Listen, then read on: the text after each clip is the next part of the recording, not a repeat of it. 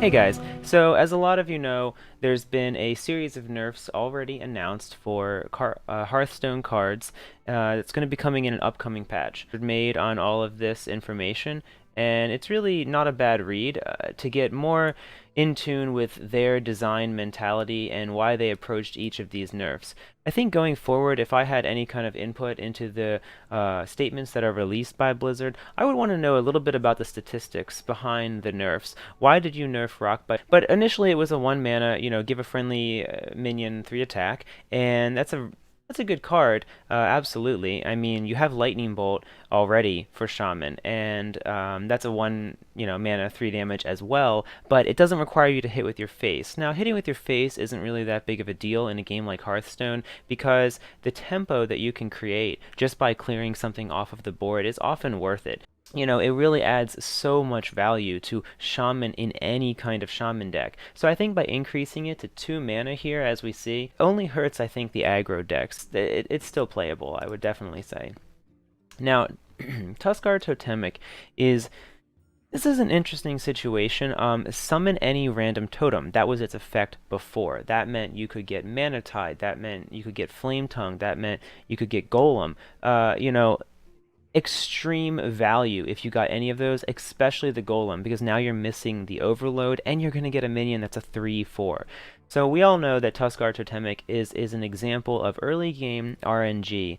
You can play on turn 3 and you can get some insane value from it. And essentially you can just win yourself the game is what it comes down to if you happen to get something like a Totem Golem.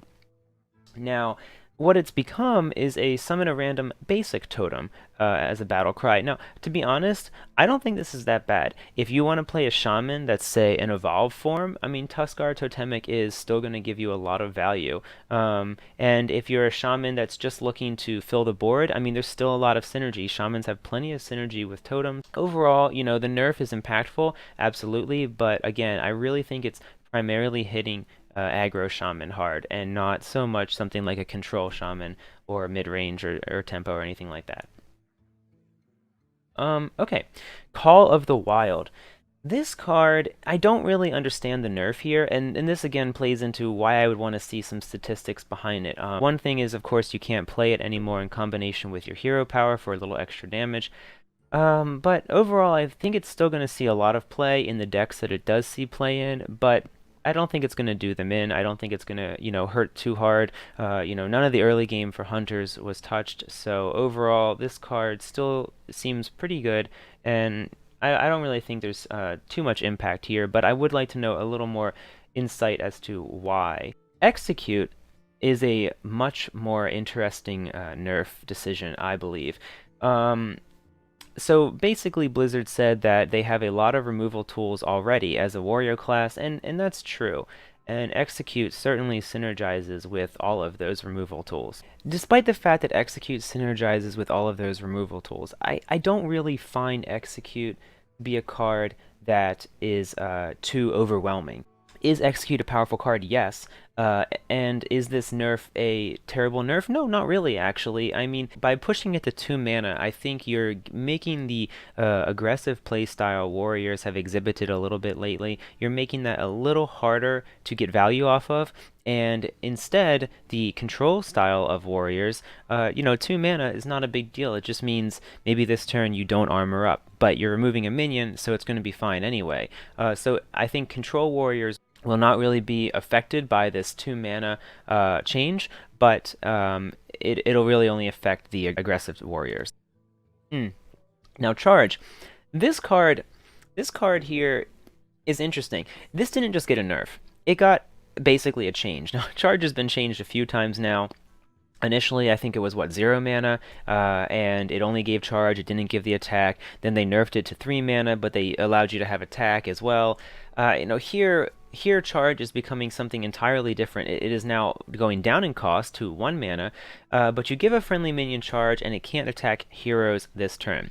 So I'm really conflicted about this card for one reason, and it's that I don't like the fact that in card games, combo potential is removed.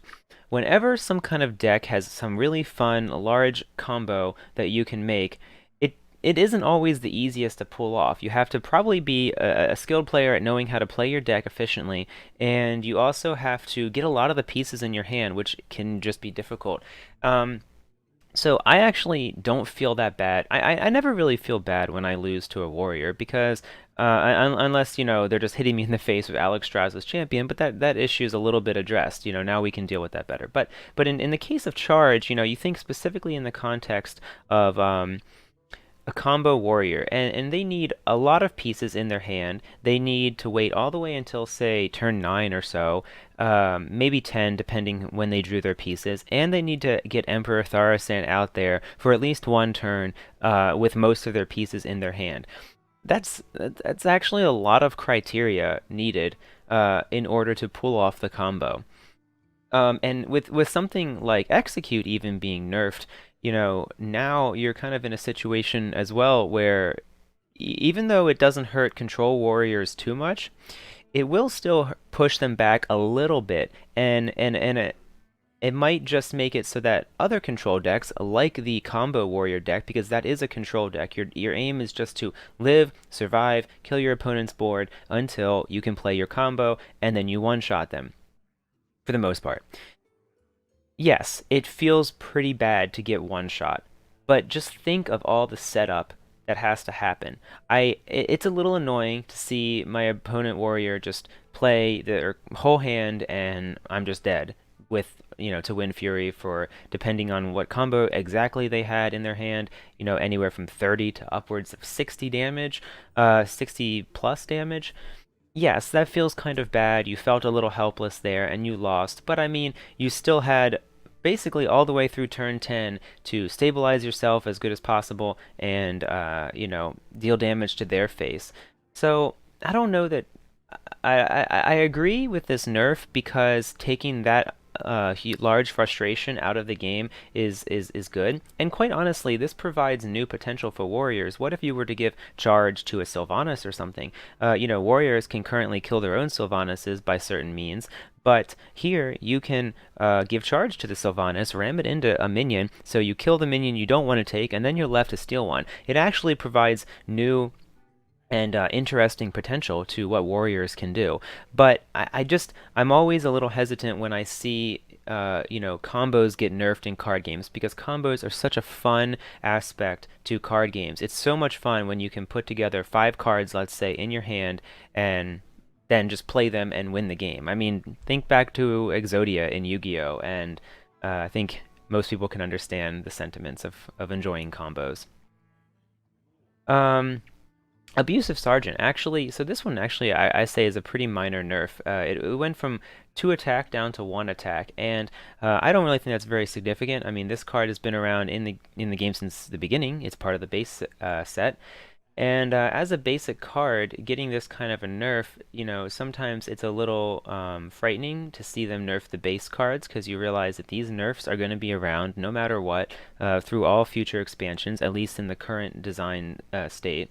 But here it's not that bad. I mean, this card is extremely valuable. It gives 2 additional attack. It's seen play in every kind of aggro zoo and even control decks at some points. And I don't really think it loses a whole lot by going down 1 attack. I mean, in most cases, your opponent is going to want to kill this card right away anyway. So what it does by going down 1 attack is it does give them the option to ignore it if they have to. And it also gives the option where, like, say you're a druid and you would have to attack into this, it feels a little bad that you have to attack into a creature that has 2 attack just to get it off the board. But, here, now we go 1 for 1. You remove the druid armor and, you kill the abusive sergeant. I think this card definitely does its job still, and it's still going to be almost equally, if not 100% equally played as it was before. It just kind of gives a little bit more advantage to players that aren't playing aggro.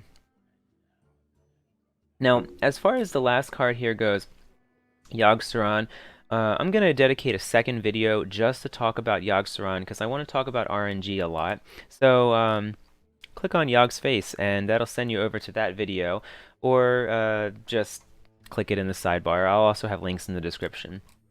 But I want to talk about something else that is an overall interesting design point here for all of these nerfs, and what I'm thinking, when I see all of this happen. First of all, when it comes to card games, I don't really like to see nerfs to cards. I mean, it's not really possible in the past because card games have been printed. You can't exactly nerf a card that's been printed. There have actually been text changes to some cards in Magic and in Yu-Gi-Oh! And the previous text version now becomes unplayable, and you just have to go off of the current card wording. But typically, what that means when that happens, though, is it's actually clarifying some kind of rule change about a card. When you had when you had card games played in paper form, the rules were interpreted by judges, etc., as you went to, regional and national tournaments. And in this setting, rules can sometimes be interpreted even within the overall rules that the card game has.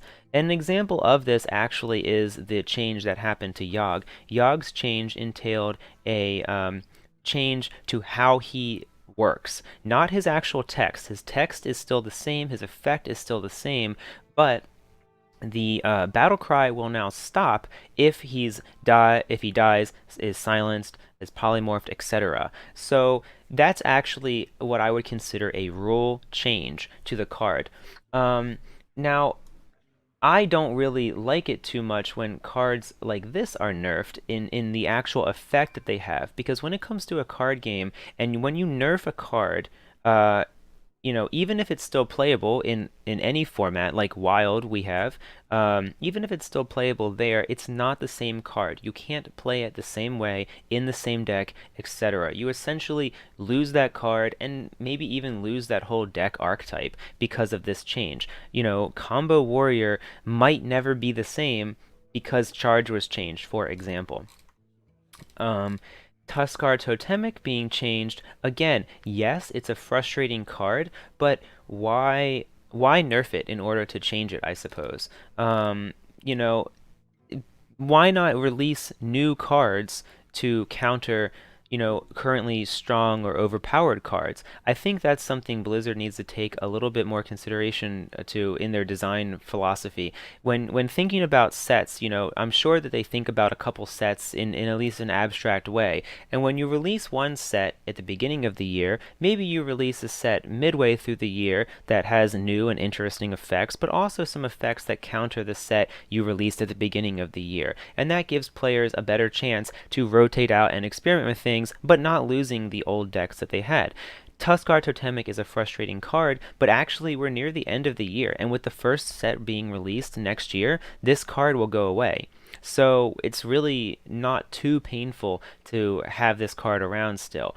But I can understand why they would change it with, Worlds coming up, or sorry, Worlds, with BlizzCon coming up, and things like that. Yes, you would want to nerf some cards like this. But overall, though, another point I have here in their design and buff and nerf philosophy isn't just that they should implement new cards to kind of counter the old cards, but I'm a big fan of sunsetting old cards when to kind of control the power. That's what Magic did, and that's what a lot of card games do. Card Fight Vanguard also.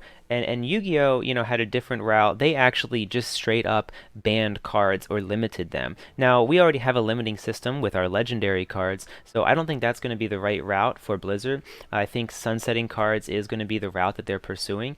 If they have more frequent releases, which is what I would hope to see in a card game. If they have more frequent releases, then I think that would allow them to maybe sunset faster. Maybe they move cards to the wild format after just 1 year. So if a card is extremely annoying and they somehow can't produce a counter for it, you only have to deal with it for 1 year. And that would also prevent nerfs and preserve decks and deck types that people like to play.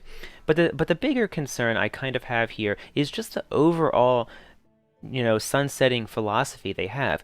Base set always stays, and these expansion sets will go away. And when you're gonna nerf cards from the base set and expansion set, that seems like a pretty big deal to me. And we've already seen it in the past, with some of the Druid cards, like Keeper.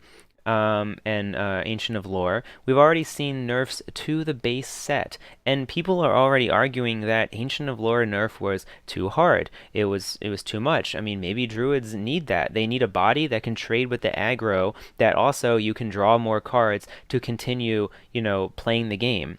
Um, and Nourish is nice and it complements Yogg, but now Yogg is getting nerfed. So now maybe we wish we had Ancient of Lore back so we could, draw that way.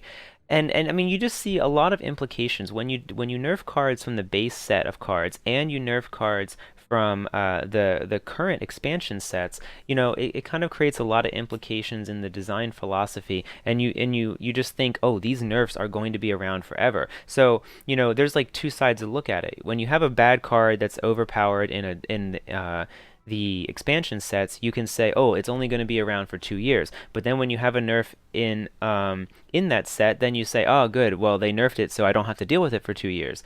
But then when you have a base set card and you have an overpowered card, you say, I have to deal with this forever. But then when there's a nerf to the base set, you say, I can never play this now forever.